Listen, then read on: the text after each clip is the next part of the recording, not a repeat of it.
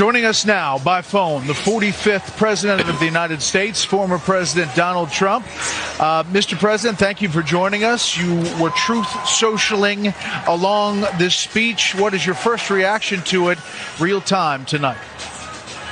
Well, the biggest reaction is why didn't she do the things that she's complaining about?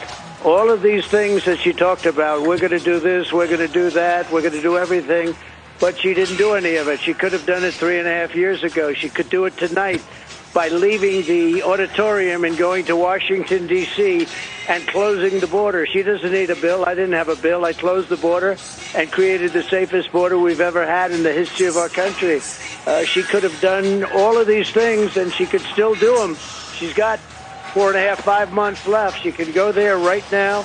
She can do all of the things, many of the things that she's talking about and complaining about. It was a lot of complaining. She didn't talk about China.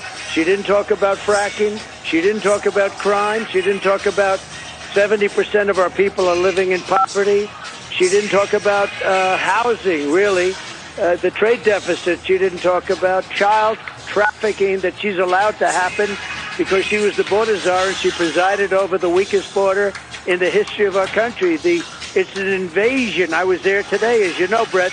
It's an invasion of our country taking place at our border, our southern border.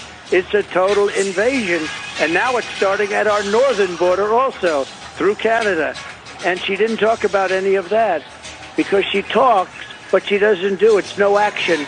But, look, other than that, it was a nice-looking room.